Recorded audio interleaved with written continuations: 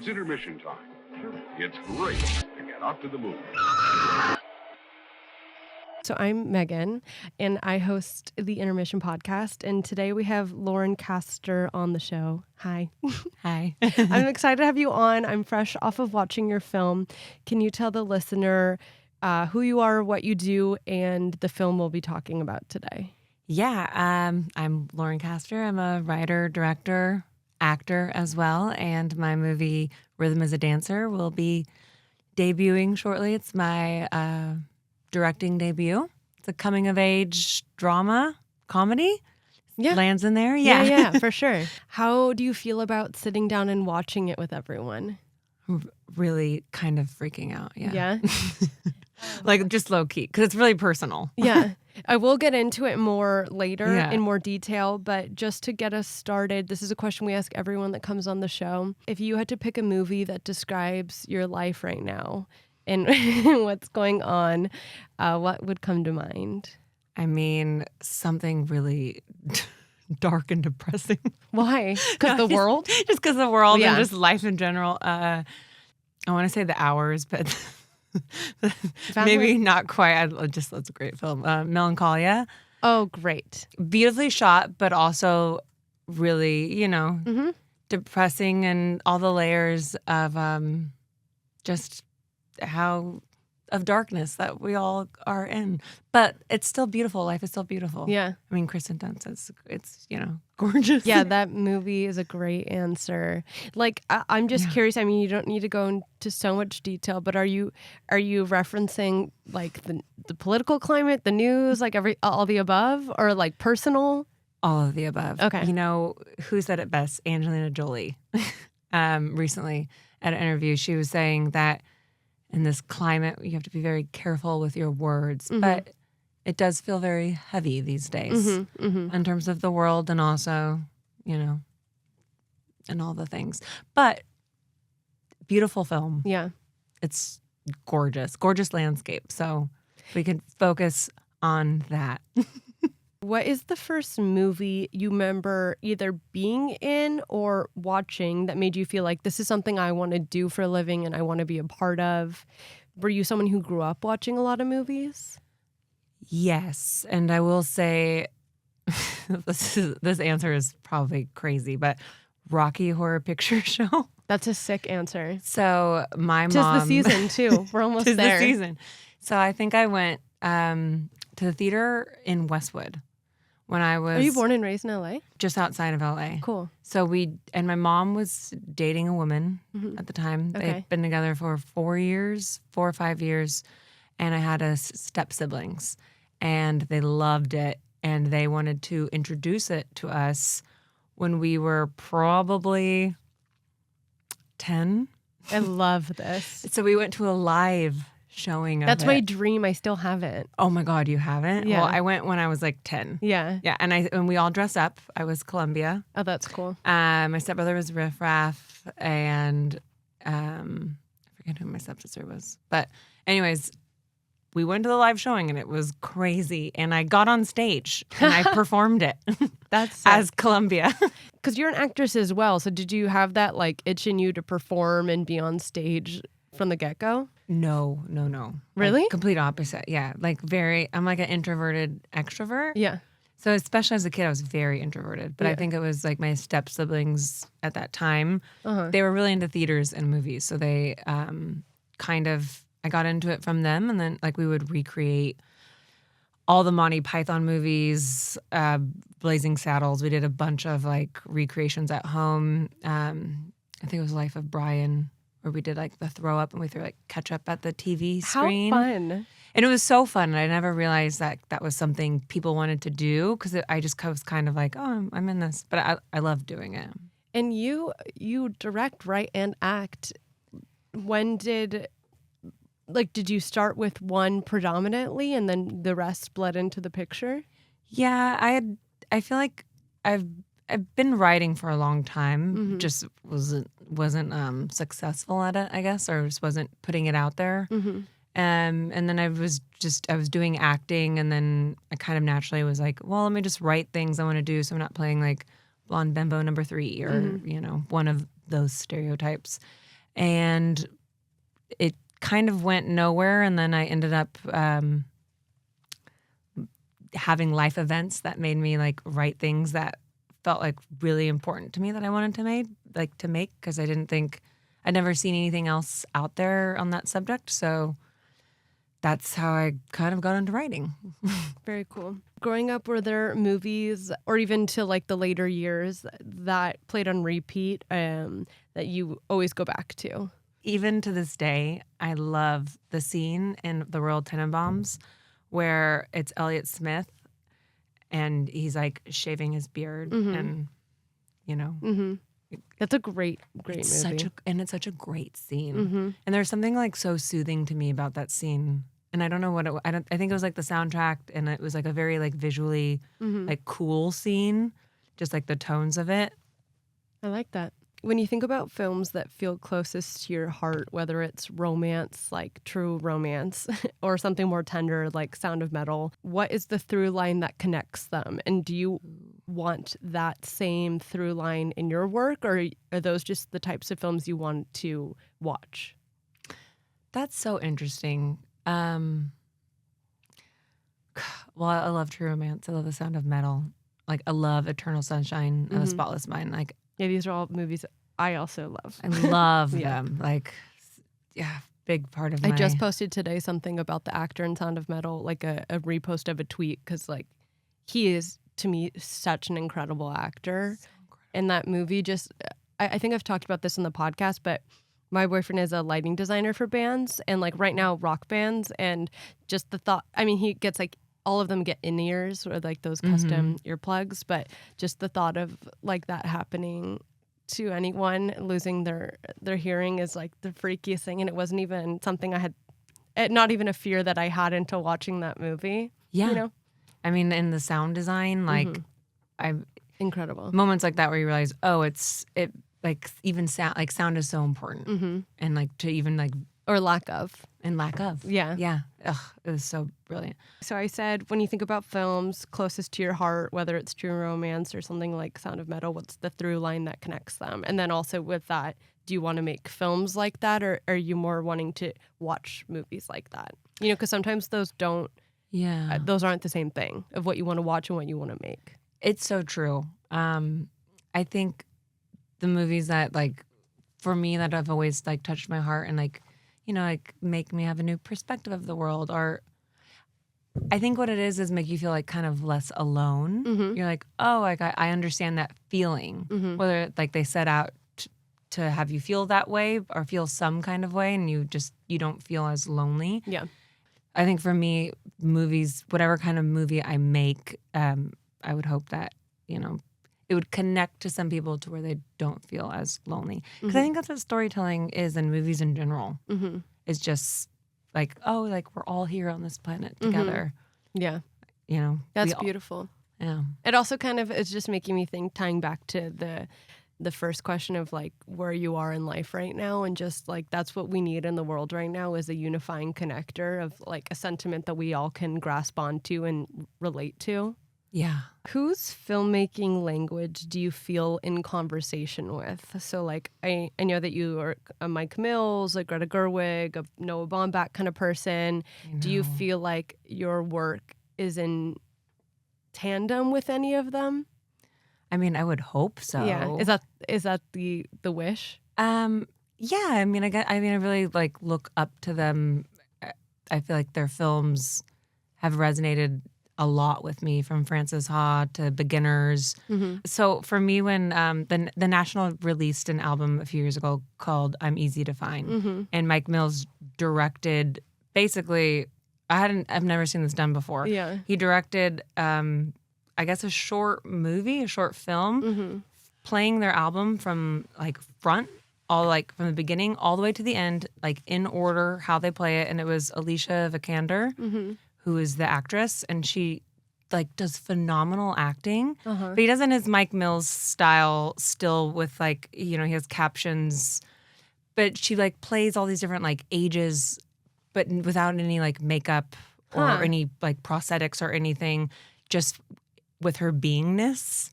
And you get to also just, it reminds me of like, I grew up like listening to vinyl. It reminds me of like sitting in your room and like listening to a vinyl record from like start to finish.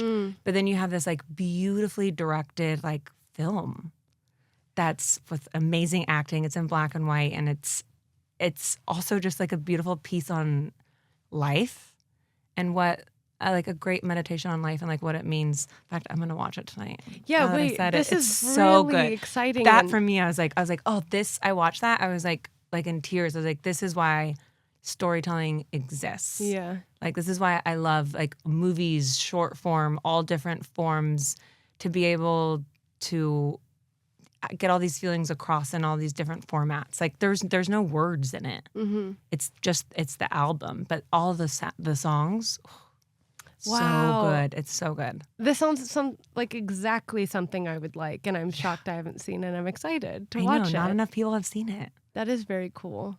It's so That's good. very cool. You're gonna watch it tonight. What is a film? Because now I guess we're getting like a feel and a vibe for what you like. So what's a film that you love that people in your close circle might be surprised that you like?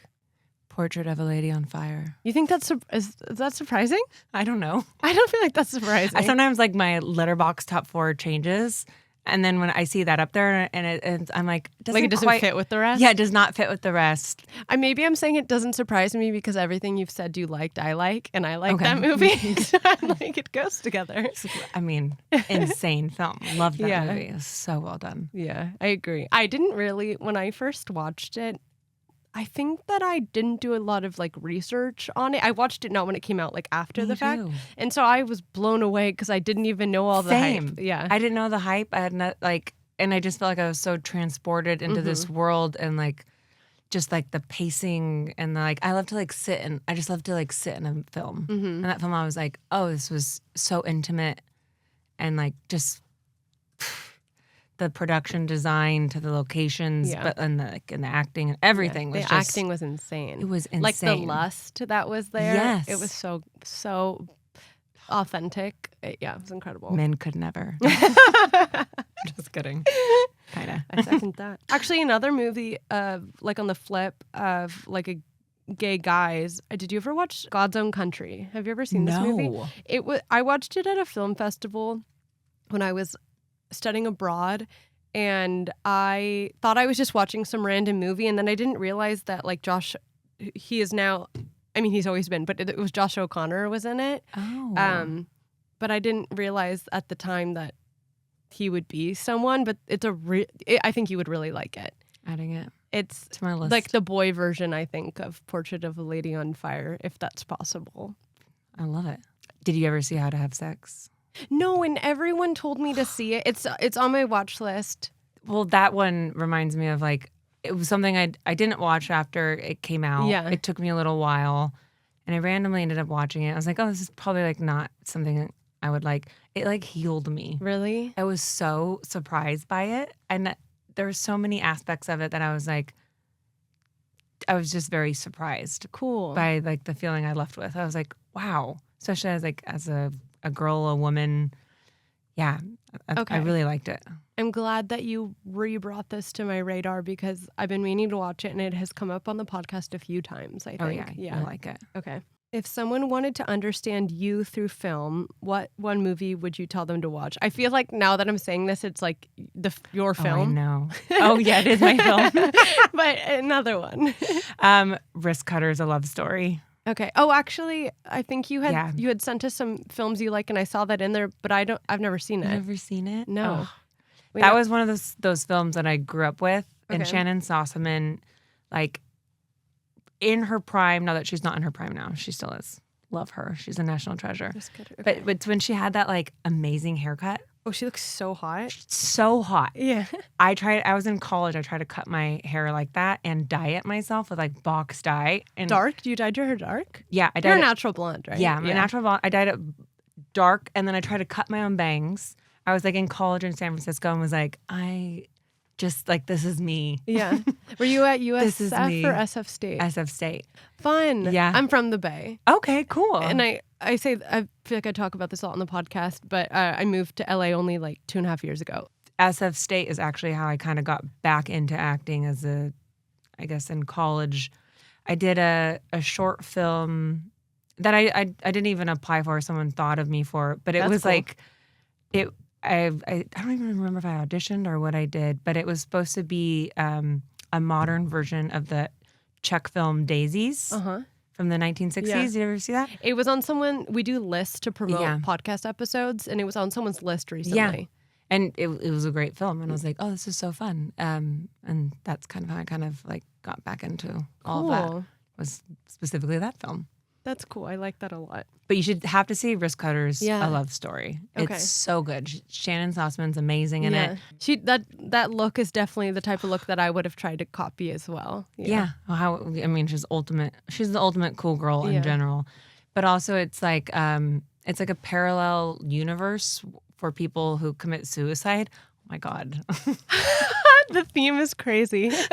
I was really not expecting this. I'm so sorry. I swear I'm fine. I like it. Sorry, I'm okay. I'm adjusted. But I really related to it. But anyway, so when people commit suicide, they go to this like parallel universe where everything just sucks. Okay. It's like you're like in the desert and there's like tumbleweeds and like everyone hates their job and it's like fluorescent That's lighting funny. and like she was there on accident, she says. So Okay. she hitches a ride and is like, we got to find the people in charge to get me out of here. And Tom Waits is in it and he does like a song in it. There's another really good band in it as well. Like an actual band that's in the No, movie. I don't think they're actually in it, but Oh. Tom Waits actually acts in it. Okay. But there's the soundtrack's really good too. But it's so sweet and like This seems great it's as so well. Great. And the car that they like, it's like a road trip too because they're trying to get out of there. Yeah.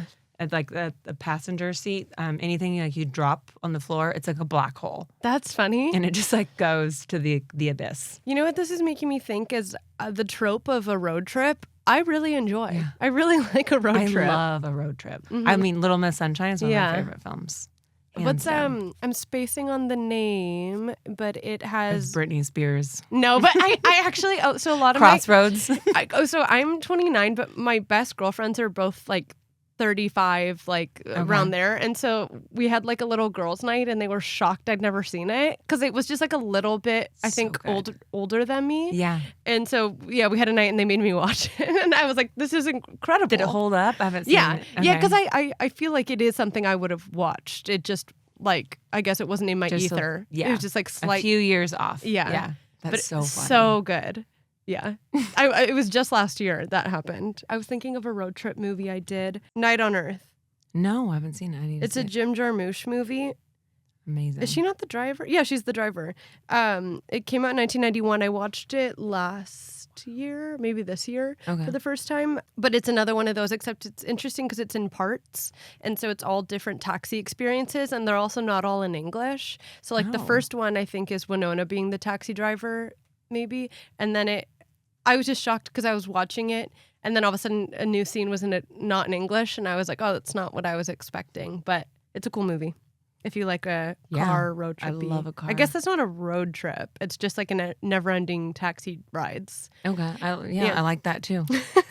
Is there a movie that captured a transitional phase of life so precisely that you felt seen in a way that few others have? Like, I'm thinking kind of like Worst Person in the World type of like How to Have Sex, like those types of films. Gosh. I mean, I loved Worst Person in the World. Yeah. Okay, you said transition in your life. Like a coming of age, I guess, or I feel like this is almost even the time after your coming of age. Yeah. Honestly, similar to your film, which is why I ask. Like, it's the phase after where people Yeah. think you would have figured something out by now, but you haven't, and most people are in that place. I mean, I feel like it's an easy answer of the worst person in the world. Yeah. I loved Worst Person in the World for that reason. I like to sit in a film, so I feel like I loved how long it was, and it really like capsulated. I feel like it was almost like a decade of her life. No, what was the time span of that? Oh, yeah. Well, she does like end and start a new relationship. So I think time does time like significant time goes, passes. A lot yeah. of and there's a time move in passes. there. Yeah. And there's a move, and I loved how well that was captured. Yeah. Okay, so we're talking about Rhythm as a Dancer. Also, I wanted to ask you, is there any correlation to the song?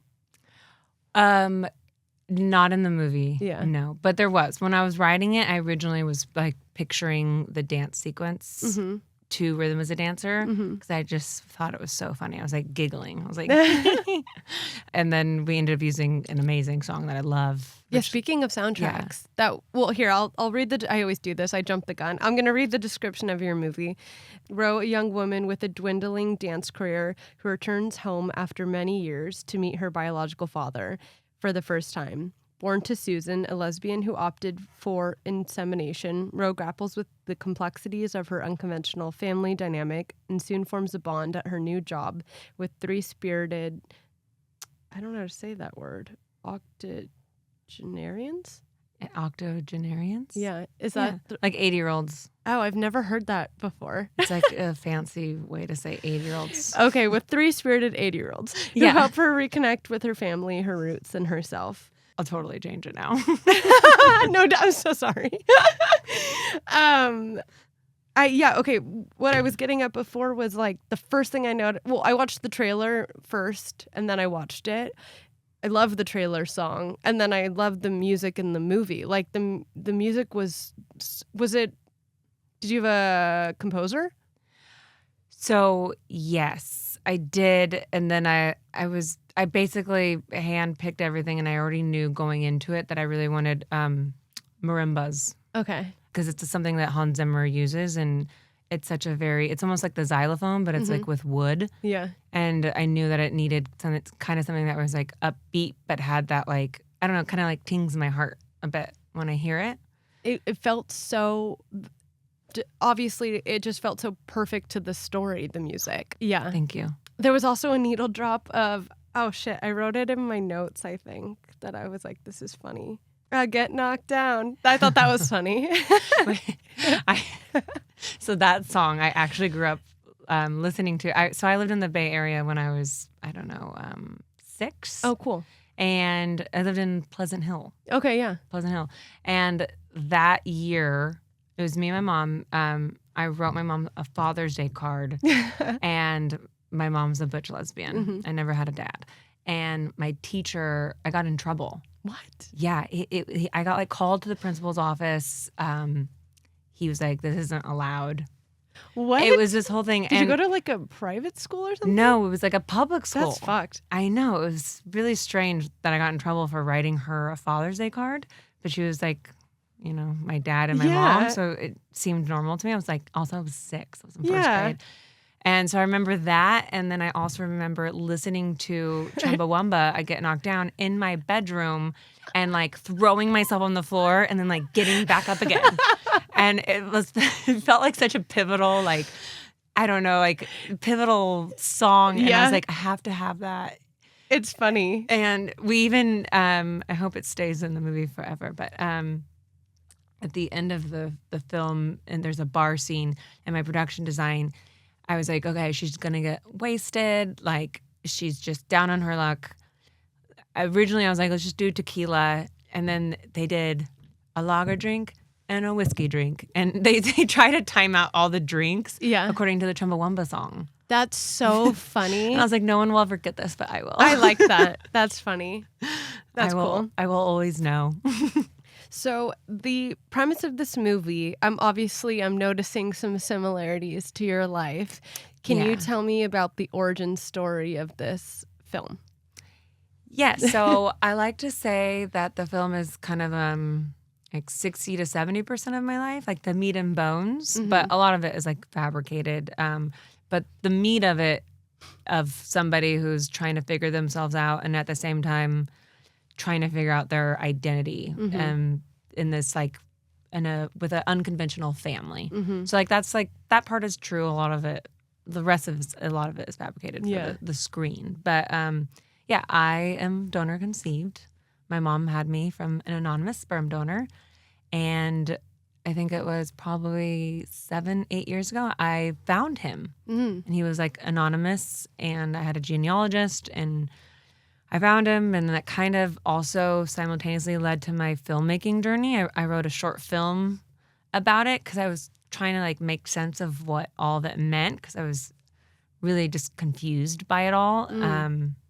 Kind of felt like I just was like uprooted. Like I'm like, okay, who am I? It was very existential for me. Yeah, that I can't even time. imagine.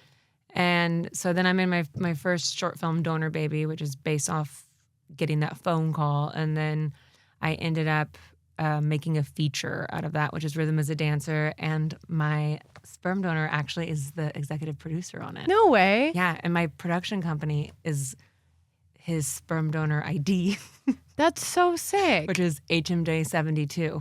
I love that. So it's like it's so crazy. It's a whole full circle moment. But For a second, yeah. I thought you were gonna say,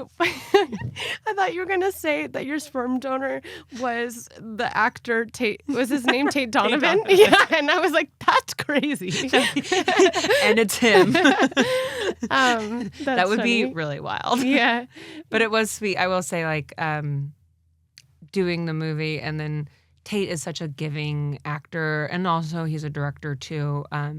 So like doing all those scenes and doing all these like fatherly daughter stuff with him, like at the pier in Santa Monica, and like playing all these games. Like and we took these like pictures in a photo booth. I remember like for a while, like I had it like on my nightstand, and I was like, Dad. That's cute. I was like, oh, this is, and then I was like, oh shoot, did I like write a movie to like do all the things like That's funny. yeah, there's like so have the many moments. layers. Yeah, and it was really sweet. It was really sweet though. That is, and you know how people Yeah. like they'll say like I don't know, Adam Sandler or someone will like write a character so they could like make out with the hot actress. It's like you wrote something so you could have like comfort from a dad. Yeah, yeah. So I could experience that, I like that. and then 10 out of 10. Yeah.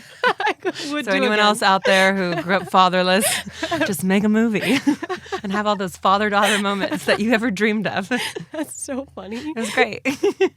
The character of Ro, like how much of her would you say is you? Like obviously you were saying like 60-70% of the plot is your story, Yeah. but how much of like her characteristics and the like having the what am I doing with my life? What's my career type of I mean, a lot. Okay. I would say a lot. I think it was specifically when I wrote it too. I remember when I wrote it, I was in my 20s. I'm not in my 20s anymore. Sorry. But I remember that what do they call it? They call it Saturn's return. I don't know I don't know. anything It's about like one it. of those horoscope things. Okay. I guess a few times in your life, your Saturn returns, and one of them is when you turn 30. Oh, interesting. It's like a retrograde. There's a Maggie Rogers song about it. I also. love her. And it usually happens, the Saturn's return usually happens right before you turn 30. Oh, that's like And me you're- now. Yeah. And it kind of like, I feel like it shakes up the dust a lot. Yeah. You kind of look at things in ways you didn't look at in your early 20s because you didn't need to. Yeah. I resonate with this. Yeah, and you kind of just look at your life in a more big picture scenario. And I really felt when I was writing it, I was thinking, man, I mean, times are so different now, Yeah. and we are constantly like from our parents and the generations before us, we're being like held to these standards, which is not the world we live in today. Mm-hmm. And so you're looking at your life in a big picture, and you're holding yourself to these standards that don't really make sense, and you get lost. And for me, the feeling of being lost and untethered is something that's really hard to grapple with. Mm-hmm. So was why I made a movie about it.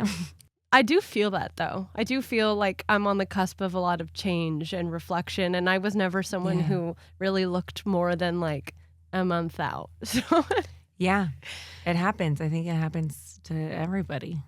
That's why I was thinking of all the coming of age films, and I'm like, they're all your normal coming of age that Mhm. they've ever been made, which is what, like teenage, adolescence, Mhm. going into adulthood. But I'm like, there isn't really one when you're going and like becoming, I guess, more into like a woman or a Mhm. man, or like more into this like more adult version Yeah. of yourself, yeah. where you're like taking that time and you're, just looking at things a little more seriously, I guess. Yeah. What was it like directing seasoned actors while also acting in the film yourself? And I'm just so curious about that process of directing but being in it yourself, like running back, to see the shot but then running in frame, and how you like balance that. But also now I'm asking this, I'm also thinking, I wonder if you were to trust people's feedback because you're in it as well. Do you know what I mean? Like if you were to ask someone like, what do you think of that? And you're in it, but you're the director. And so like, would they tell you what you want to hear? That's a really great question. Well, luckily I had like a lot of people in my corner, so to speak, like surrounding me that I did really trust. So like my DP I've worked with on everything. I've known him for, almost 10 years now. So I trust him as in terms of like we're on the same brain, I guess not in the acting sense, but whether we got what I wanted to, I know I can, like he knows exactly what I want. And if I didn't get that, I would trust him to say no. That's a really great thing to have. It's a great thing to have. Or a great person. I guess not thing isn't the word. It really is, because you don't have a lot of time. I didn't watch feedback. So I had a lot of people in my corner. I had my other Floriana Lima, who's in the film. She's an actress as well, who wants to get into filmmaking. And so she shadowed me. Which one was she? She was in the dinner scene. Okay. If there was a few times where we were, running quick. And because I also had her as my right hand, I could be like, I felt like I needed something out, like what, like I and without even having to watch playback, I could chat with her and she could be like, yes, and like kind of help, like give me like not like direct myself, but like we could kind of find what was needed for that specific scene. So she was so helpful. I felt like everyone was so helpful in those sense. I also just did so much prep work, like that. I sent everything to everyone. Like I made like 100-page like PDFs of it, like for every department, so everyone could know everything. And I didn't want to like not share anything because I knew I was going to be short on time, and it helped a lot in terms of. That feels like something I would do. It helped a lot. Everyone was on like the same page, and we were able to like get what we needed to get done. That's awesome. It probably made everything like a breeze for everyone else. Yeah, because I saved all my takes for the end.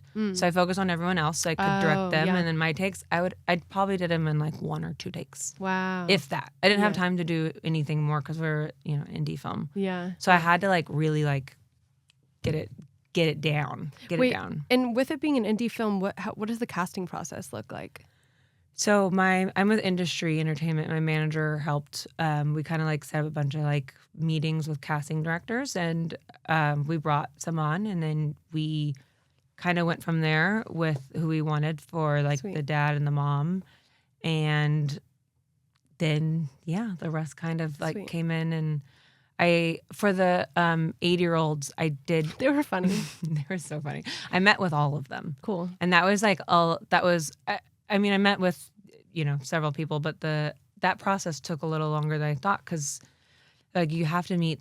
We can't just like audition. We can't do any offers because you have to meet everybody in person. You got to see how they're physically doing. And I hadn't even thought about that. Yeah. And everyone was so great. Oh. And I was like, wow, there's so many people in LA who are like over 80 who drive a car. That's cool. Like across town. Yeah. I was like, oh my gosh. I was like, I want to put all of you in my film. Like, I think I met with like a lot for each one. Wow. Like all so great. So great. Yeah, they were good. Good like comedic relief. Oh, but your question, what was it like directing seasoned actors? Yeah. I never even answered that question. Well, I asked like 10 in one, So it was so great because that's the whole part of, I feel like that's the whole part of directing is like hire the best people. Yeah. Like if they, hire who can do the job so you're not having to spend so much time explaining. Yeah. Like it was very subtle tweaks, and you had someone like Tate who's in it who is just phenomenal and doesn't even need much, and he can even kind of was like mentoring me under his wing of like, this is what helps and what doesn't, which I found like what was so helpful. After I watched it, I went on Letterboxd, and I basically what I did was you use Letterboxd? Yes, of course. I went through all the films I've seen, and I wrote down every film that I thought gave me the same feeling as your movie, but I couldn't like pinpoint. I'm gonna read them all. I'll just quickly go through, and I don't really have a rhyme or reason for all of them. It was just something. So I'm gonna tell you them because I thought it might be interesting. I'm really excited about this. Okay, so first, obviously, Lady Bird. Then I have The Squid and the Whale, Noah Baumbach. So good. Friends with Money. Have you ever seen that? No, I've heard of it though. Friends with Money, Savages. I'll send you this list because I'm just curious if you'll please. agree. A Serious Man by the Coen Brothers. Greenberg, also Noah Baumbach. Somewhere, Sofia Coppola. Beginners. Really, Beginners. I don't know why, but Mike Mills. Yeah. Nebraska. Oh yeah. Obvious Child. While We're Young. So a lot of Noah Baumbach, I'm realizing. Wow. Digging for Fire. Joshi. 20th Century Woman. Private Life. On the Rocks. Cha Cha Real Smooth. And Adventureland. Oh yes, I love Cooper Rafe too. Is it Rafe or Raya? I No, think it's Rafe. Yeah, I said And I Rafe. want him on really bad. He's so great. But anyways, that was my list I compiled, and I was trying to find a common thread, but I think the listener, when they end up getting to watch your film, they'll find that for themselves. But I guess I did write some things. I wrote it was very like grounded, understated, like flawed but sympathetic are the words that come to mind. But those are just my takeaways. So what do you hope other viewers take away from your film? That life is just figuring things out, Mm-hmm. and that we're all figuring things out. And I hope it makes people, I guess, feel better about that. Mm-hmm. I don't know. I think my big theme right now is just like loneliness. Mm-hmm. Yeah. So I really just feel like I just don't want people to be lonely. Yeah. Yeah. I don't want to be lonely. Yeah. I always thought of this like I ideally one day, I know in my heart I will act in something. I don't know what or where or how, but this is like a weird thought, but I've thought like, okay, if I'm in a scene and I have to cry, I think the thing that could make me cry at all times always, I even want to cry thinking about it now, but it's just like a lonely elderly person. And if I thought just the thought of it's loneliness, but it's specifically an elderly person being Yeah. lonely, like breaks my heart. Yeah. And I've kept that in my back pocket if I ever need to cry. As you should. I love that. The idea, yeah. And I think on that note, which I'll expand a little bit, but I do think also like it's multi-generational. I think at any like period you are in your life, like we can all relate to like we're trying to like figure out Mm-hmm. who we are and our place in the world.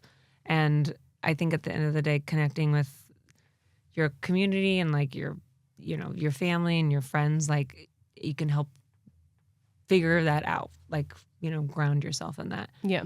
which was, I'm just thinking of, that was one of the like test screening feedbacks. Oh, Just because I was looking at that earlier for some reason. Yeah. And another, which is funny enough because a lot of those films came up on it, Uh-huh. on the test screening. And then another film that came up on it, which I haven't seen, which I have to see now, I'm curious. is Ron Howard's Cocoon. Cool. It's like a sci-fi film of these like this older generation getting like the fountain of youth. And I'm like, why did I not see that movie before I made this movie? I've never seen it.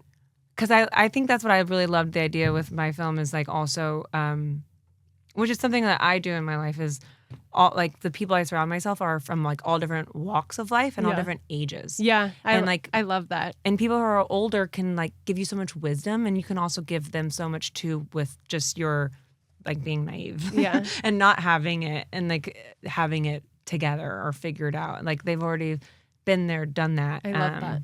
And it's beautiful to share.